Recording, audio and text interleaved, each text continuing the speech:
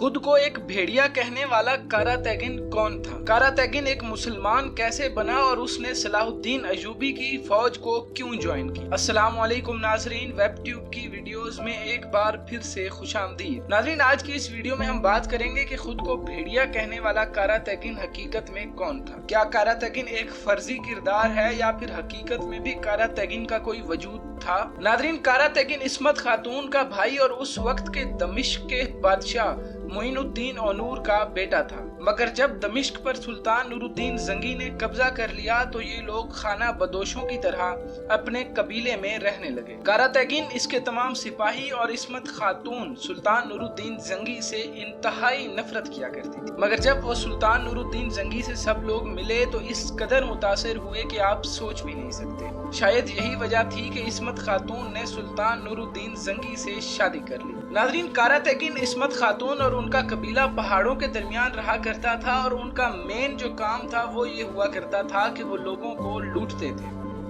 راستے میں جاتے ہوئے قافلوں کو لوٹ لیا کرتے تھے اور ان کا ذریعہ معاش بھی یہی تھا۔ مگر جب ان کی ملاقات سلطان نور الدین زنگی اور سلطان صلاح الدین ایوبی سے ہوئی تو وہ بالکل بدل کر رہ گئے۔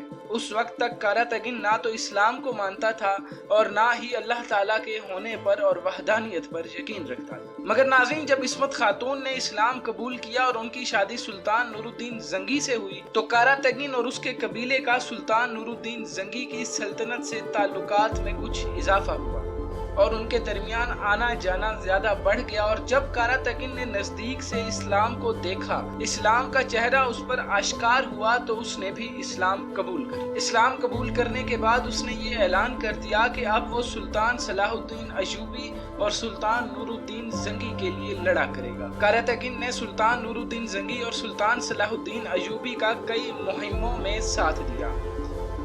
کاراتیگن نے کئی مرتبہ صلیبیوں کو ان کے خلاف شکست دی، اور چونکہ کاراتیگن اور اس کا قبیلہ لوٹنے میں ماہر تھا، اسی لیے جب بھی کسی قلعے کا محاصرہ کیا جاتا تو قلعے میں خفیہ طور پر اندر جانے کے لیے اور اپنی فوج کا راستہ کھلوانے کے لیے کاراتیگن اور اس کے آدمیوں کو حکم ملتا تھا۔ اسی طرح کاراتیگن نے صلاح الدین ایوبی کے ساتھ مل کر کئی مرتبہ کافروں کو شکست دی، جس میں خطین کی جنگ، بادشاہ کی فوج کو شکست دینا اور ایکڑ کا محاصرہ تھا۔ ایکڑ کے محاصرے میں اس طرح انہوں نے کامیابی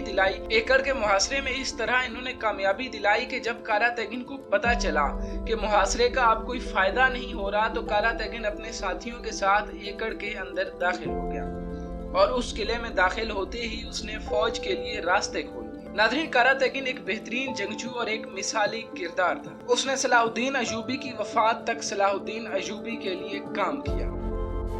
تو ناظرین، اگر آج کی ویڈیو پسند آئی ہو تو لائک کریں، سبسکرائب کریں، دعا میں یاد رکھیں۔ اللہ حافظ۔